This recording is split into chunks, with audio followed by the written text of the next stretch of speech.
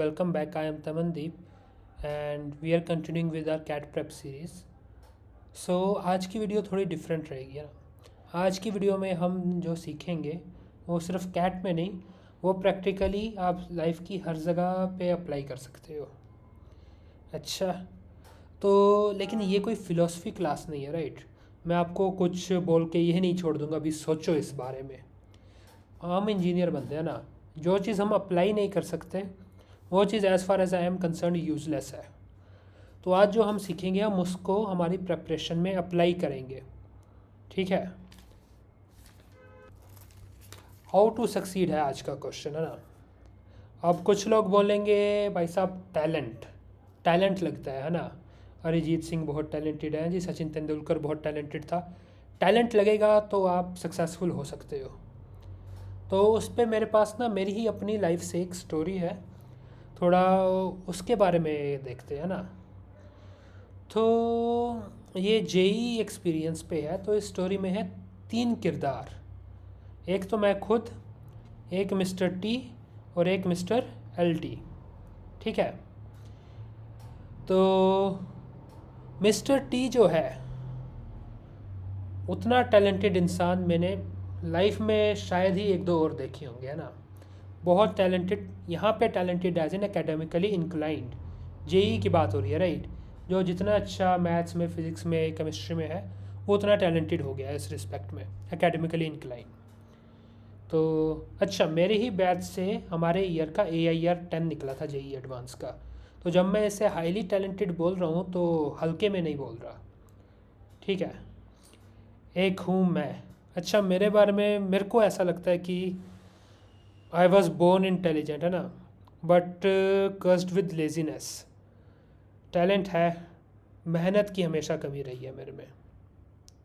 मेरे cat result में भी दिखा था, खैर। और ये जो उनसे मिस्टर LT हैं, ठीक है, मतलब ठीक ठाक टैलेंट था, ठीक ठाक एकेडमिकली इंक्लाइंड थे, बट मेरे कंपैरिजन्स में तो नहीं थे। मिस्टर टी के कंपैरिजन में तो कुछ भी नहीं, है ना। तो हम तीनों ने जेई दिया, तो अब तीनों की रैंक यहाँ पे है। अब मैं चाहूँगा आप गैस करिए किसकी कितनी रैंक आई, ठीक है। मेरी रैंक से स्टार्ट करते हैं ना। तो मेरी रैंक आई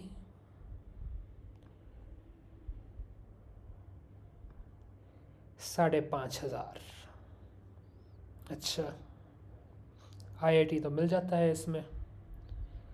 तो अब मेरे को नहीं पता आपको 5,500 सुन के कैसा लग रहा होगा, बट जब आप IIT क्लियर करते हो तो आपका कोचिंग इंस्टीट्यूट जो सा है ना, वो एक पार्टी देता है जिसमें सारे अचीवर्स और उनके पेरेंट्स, फैमिली सब इनवाइटेड होते हैं। एक अच्छे 5 स्टार होटल में पार्टी होती है वो। उसमें थोड़ी बहुत एक्टिविटीज़ होती है, थोड़ा बहुत डांस वगैरह होता है, बफ़े होता है ना। तो उसमें आइडिया होता है कि अचीवर्स का दिन है आज, खुश रहेंगे। किसी ने उम्मीद से थोड़ा कम किया, थोड़ा ज़्यादा किया, कोई बात नहीं, सब ने IIT अचीव किया है, सबको खुश रखा जाएगा आज के दिन। मगर मेरे को उस दिन भी मेरे टीचर ने कहा था, अभी तेरा जो कैलिबर था तूने अचीव नहीं किया तमन, ठीक है। तो मेरे लिए ना काफ़ी बेकार रैंक था ये, है ना। अब मेरे लिए 5,500 बेकार था, ठीक है। ये हुआ मेरी बात, है ना। मिस्टर टी की बात करते हैं। मिस्टर टी जोन से हैं, उनका रैंक क्या रहा होगा। मिस्टर टी का रैंक था 21,000 से भी पार, 24-25 के आसपास था, मेरे को एग्जैक्ट याद नहीं है इस समय, है ना। तो मिस्टर टी जो है एक रियल पर्सन है, मैंने नाम वगैरह नहीं बता रहा, आइडेंटिटी डिस्क्लोज क्यों करनी है किसी की, है ना। तो मिस्टर टी जो है उनका 21,000 पार आया है रैंक। +1 की एंड में कोई नहीं कह सकता था कि इस इंसान का 100 के अंदर रैंक नहीं आएगा। सबको लगता था 100 के अंदर तो गारंटीड है भाई का, है ना। मगर भाई ठहरे बदमाश आदमी। भाई ने +2 के बाद पढ़ाई की ही नहीं, उसके बावजूद भी 20 केस में रैंक आ गया। बिल्कुल नहीं पढ़ा ये इंसान +2 में, मैं आपको खुद देख के बता रहा हूँ, कुछ भी नहीं करता था ये। फिर भी बाई का 20 केस में आया, तो आप थोड़ा बहुत आइडिया लगा सकते हैं भी किस लेवल के टैलेंटेड रहा होगा। सो जो मिस्टर LT हैं, हम तीनों में सबसे कम, वो भाई ले गए 500 के अंडर रैंक। भाई इतना कंसिस्टेंटली मेहनत करते थे ना, भी दिखता था भी हाँ मेहनत हो रही है। तो मैं कहना चाहूँगा भी डिज़र्विंग भी असल में मिस्टर LT ही थे हम तीनों में। सी मैं भी आलसी, मिस्टर T तो बहुत ही ज़्यादा आलसी, ठीक है। डिज़र्विंग असल में मिस्टर LT ही थे। हाँ ठीक है, अभी मिस्टर T या मैं टैलेंटेड थोड़े ज़्यादा थे, लेकिन डिज़र्विंग तो मिस्टर LT ही हुए ना। अच्छा, तो इस स्टोरी से हमने क्या सीखा है? भी हार्ड वर्क बीट्स टैलेंट है जी। लग तो यही रहा है अब तक, सुनने में अच्छा भी लग रहा है। जो सा हमें बचपन से बताया जाता है उसके साथ ये सेम साउंड भी कर रहा है, ठीक है। अच्छा, तो हार्ड वर्क पे भी थोड़ा डिस्कस कर लेते हैं, ठीक है। अच्छा, मैं कुछ ना एज्यूम कर रहा हूँ आप लोगों के बारे में जो मेरी वीडियो देख रहे हो। अजम्पशन इज़ कि आप MBA टारगेट कर रहे हो, तो आपका मोटिव मनी कमाना है, पैसा कमाना है, ठीक है। मैं ये मान के चल रहा हूँ कि प्रेजेंटेशन देना ये आपका पैशन तो नहीं है, पैशन है पैसा कमाना। अब ये कितना सही है कितना गलत है आप कमेंट्स में बताइए मेरी एजम्पशन। आगे से मैं थोड़ा ख्याल रखूँगा ऐसी एजम्पशंस लेते हुए, अगर गलत हुई तो हार्ड वर्क की बात करते हैं। अब पैसे कमाना हमारा मोटिव है, तो यहाँ पे सक्सेस भी हम कितना पैसा कमाया जाएगा उस पर करेंगे, है ना डिस्कशन। तो जो दुनिया के टॉप 10 आदमी हैं, टॉप 10 रिचेस्ट पीपल करंट, ये 2025 के स्टैट्स हैं। सो सबसे 10 रिच आदमी कुल मिला के कितने पैसे के मालिक होंगे, राइट। सो गैस करिए, गैस कर लिया? चलो, ये मिला के है 2.2 ट्रिलियन USD के, है ना। रुपीज़ में तो हम कन्वर्ट भी नहीं कर रहे आज। यूनाइटेड स्टेट डॉलर्स 2.2 ट्रिलियन के मालिक हैं ये। जिनको ट्रिलियन सुनने में समझ नहीं आया अभी कितना होता है, 1 के बाद 12 ज़ीरो लगती है तब जाके 1 ट्रिलियन बनता है। 2.2 ट्रिलियन USD, ठीक है। अच्छा, इंडियन सिस्टम में कन्वर्ट नहीं करेंगे, करोड़ पता नहीं अरब खरब कितना पहुंच जाएगा, USD में ही बात कर लेते हैं। अब इतना पैसा अगर हम लोअर लिमिट से देखें तो कितने के पास है, वो है 3.5 बिलियन। 8 बिलियन के आसपास हमारी पॉपुलेशन है वर्ल्ड की। 3.5 बिलियन लोग मिला के नीचे की तरफ से 2.2 ट्रिलियन USD के मालिक हैं। 10 और 3.5 बिलियन, गैप देखिए ज़रा, 10 और 3.5 बिलियन पीपल, ठीक है। थोड़ा पर्सपेक्टिव के लिए 3.5 बिलियन बनता है 43.75% ऑफ द पॉपुलेशन, है ना। देखिए आप लोग ये जो वीडियो देख रहे हैं, काफ़ी हाई चांस है कि आप भी इसे 3.5 बिलियन में आते हैं। 43.75% चांस है कि आप इसी 3.5 बिलियन के अंदर आते हैं। जो उनसा 10 है वो पॉपुलेशन का कितना परसेंट बनता है, वो है जी 0.0000001%। 10 लोग, गैप तो ख़तरनाक है भाई, है। सो कैसे, ये गैप क्यों है? कुछ लोग कह सकते हैं भाई इनहेरिटेड वेल्थ है। अच्छा, सही बात है भाई, इनहेरिटेड वेल्थ होती है ना, बिल्कुल होती है। कुछ लोग राजा महाराजा के ट्रेजरी के एंसेस्ट्रल वेल्थ उनके पास होती है।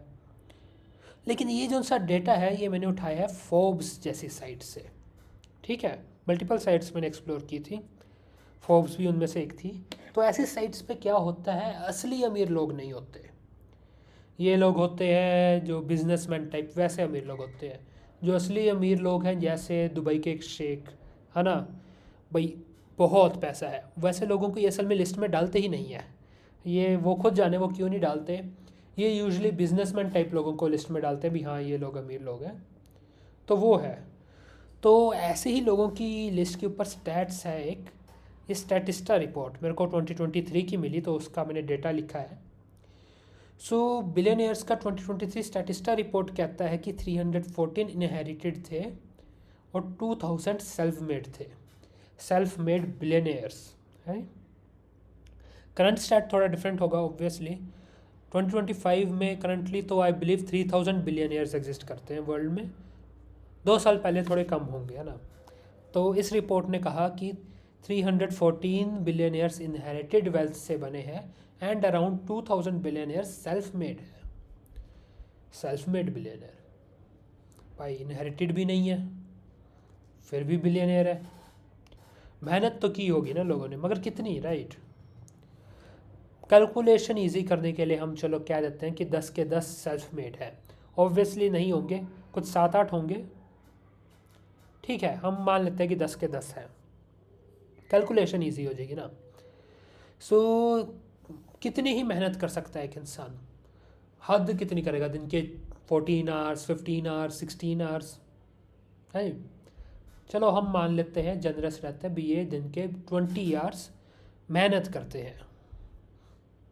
पॉसिबल नहीं है ये, कोई भी दिन के 20 आवर्स कंसिस्टेंटली सारी उम्र मेहनत नहीं कर सकता है, पर ठीक है मान लेते हैं, we are feeling generous, right. 3.5 billion people कितनी मेहनत करते हैं, लेकिन बात तो मेहनत की हो रही है, right. Hard work equal to success, अभी तो समझा हमने मेरी खुद की स्टोरी से, है ना। 3.5 बिलियन पीपल, लेट्स से कि आलसी लोग हैं।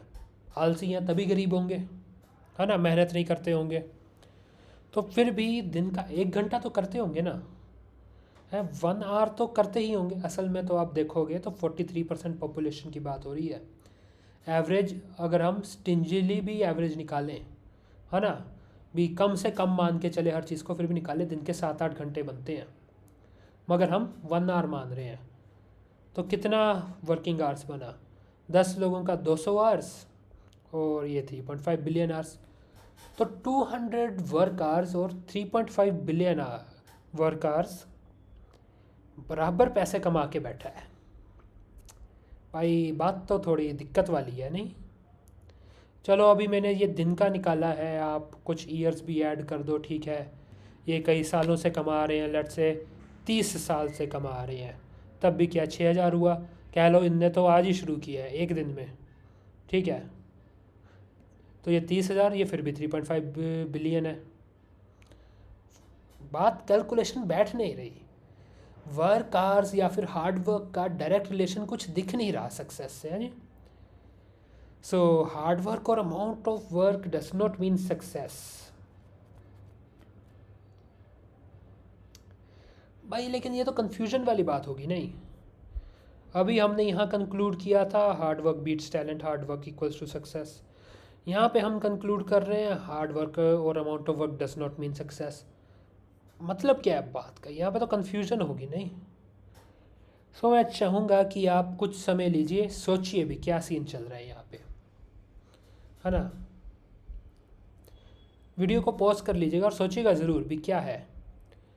अब मेरा जो मानना है, सक्सेस के लिए 3 फैक्टर होते हैं, थोड़े कम थोड़े ज़्यादा, लग तीनों लेकिन काम तो करते हैं, लक, टैलेंट, हार्ड वर्क। अच्छा, तो पहले टैलेंट से शुरू कर लेते हैं ना। अब देखिए, हमने थोड़ी देर पहले ही डिस्कस किया था कि टैलेंट ना होने के बावजूद मिस्टर एलटी हम दोनों से ज़्यादा बढ़िया लेके आए। दैट्स ट्रू, लेकिन टैलेंट फ़र्क डालता है, कम डाले ज़्यादा है, थोड़ा सा फ़र्क डालता है। नेसेसरी नहीं है, सफिशिएंट भी नहीं है, लेकिन थोड़ा बहुत इफ़ेक्ट होता है ना। मैं फॉर एग्जांपल, जैसे मेरा मैथ्स अच्छा है, I would say I am talented in maths, ठीक है, लेकिन मैं प्रैक्टिकली ट्यून डेफ हूँ, मैं गाना गा ही नहीं सकता, मेरे को समझ ही नहीं आता। अब मैं कितनी मेहनत करूँ, क्या करूँ कि अरिजीत सिंह के लेवल पे गाने लग जाए ना, मुश्किल है। शायद मुमकिन हो, शायद मुमकिन ना हो, लेकिन मुश्किल बहुत है, ठीक है। टैलेंट का देखो असर थोड़ा बहुत तो होता है, ऐसे ही लक का भी असर है, मानिए बात को, लक भी असर करता है थोड़ा बहुत। कुछ वीडियोस पहले ही मैंने कहा था कि बुरा दिन जाए तो अगर आपकी तैयारी सही हो तो आपका अगर 100 रैंक की तैयारी है, आपका 400 रैंक आ जाएगा। देखो इफ़ेक्ट तो हुआ ना, ज़्यादा इफेक्ट नहीं है लक का, मैं मानता हूँ, लेकिन थोड़ा बहुत इफेक्ट है। कई बार इंटरव्यू में आप बैठे एमबीए के ही इंटरव्यूज़ दे रहे हैं किसी आईआईएम के, है ना, आपका बाई चांस जो स्ट्रॉन्ग पॉइंट है उसके ऊपर फोकस्ड इंटरव्यू आ गया, ठीक है, दिन अच्छा गया भाई, तो थोड़ा बहुत इफेक्ट तो होता है। वहीं पे अगर आपका लक अच्छा हो, है ना, आपकी 100 रैंक की तैयारी, आपका लक अच्छा है, तो आप टॉप 10 में आ सकते हैं, है ना। थोड़ा बहुत इफेक्ट होता है, लेकिन ओवरऑल लॉन्ग रन में सक्सेस पे इसका कुछ खास इफेक्ट होता नहीं है ना। तो not necessary but good to have, हो तो अच्छी बात है, मगर कोई ज़रूरी नहीं है, लेकिन थोड़ा बहुत असर तो है ना। हार्ड वर्क, सी हार्ड वर्क वे सी नेसेसरी तो है, बिना हार्ड वर्क के हर इंसान जो कामयाब है उसने हार्ड वर्क किया है। हर इंसान जिसने हार्ड वर्क किया है वो कामयाब नहीं है, ये समझिए बात को। Hard work is necessary for success, बिना उसके नहीं होने वाला, उसके साथ भी हमें लेकिन चीज़ों का ध्यान रखना पड़ेगा। सो हार्ड वर्क हमें चाहिए डायरेक्टेड, सही डायरेक्शन में हार्ड वर्क चाहिए हमें, तब जाके हमें सक्सेस मिलेगी, ठीक है। सो लक देखिए हमारे हाथ में नहीं है, वो तो जो है वो है ना। टैलेंट भी देखिए थोड़ी बहुत मेहनत करके हम थोड़ा बड़ा कम सकते हैं, ठीक है, लेकिन वो भी मेरे हिसाब से मेहनत हार्डवर्क में ही आ गया। जो टैलेंट जिसके साथ आप बॉन्ड है, जैसे मेरी अफिनिटी मैथ्स के साथ रही है हमेशा से, मेरे को हमेशा से मैथ्स पसंद है ना, तो वो बस होता है, राइट, वो हमारे हाथ में नहीं है। But hard work, this is something we can do something about, right, इसके बारे में हम कुछ कर सकते हैं, ठीक है। So directed hard work is the key, ये मेरे को लगता है कि ये है सक्सेस का असली मंत्र। समझिए क्या करना है, किस डायरेक्शन में करना है, कैसे करना है, फिर उसमें मेहनत कीजिए, है ना। आंख बंद करके मेहनत नहीं करनी, दिन दिन भर हम किताब पर उठा के पढ़ते रहें, कोई ज़रूरी नहीं है हमारे कोई रैंक आएगा। सही तरीके से सही टॉपिक पे सही बराबर मेहनत करने पे रैंक आएगा, ठीक है। तो ये तो होगी एक जनरल फिलोसफिकल बात। हाँ, बात आई हमारा जो सा एम था कैट, कैट पे ये कैसे लगेगा। मेरा मानना है कैट में दो चीज़ें हैं, एक तो है एक्यूरेसी, ठीक है, एक है आपकी स्पीड। नंबर ऑफ़ क्वेश्चंस बहुत सारे हैं कैट में, आपको अटैम्प्ट करने हैं ज़्यादा, आपको स्पीड लगेगी। नेगेटिव मार्किंग है, आपको एक्यूरेसी लगेगी, ठीक है। तो रेलेवेंस टू अस है एक्यूरेसी एंड स्पीड, तो हम इन दोनों चीज़ों पे मेहनत करेंगे, एक्यूरेसी पे और स्पीड पे। तो आगे का जो हम वर्क प्लान बनाएंगे, हम कैट को टारगेट करते हुए अलग अलग सेक्शंस का हम अलग अलग डिस्कस करेंगे, हर एक के हिसाब से हम समझेंगे भी क्या करने पे हमारी एक्यूरेसी आ रही है, क्या करने पे स्पीड आ रही है, हम उस हिसाब से प्लान बना के हम उस हिसाब से मेहनत करेंगे, ठीक है। So that's it for today, है ना। ये जो सा हमारा प्लान है, स्टडी प्लान है, वो हम अगली वीडियोस में डिस्कस करते हैं, ठीक है। Thank you guys, bye, stay tuned.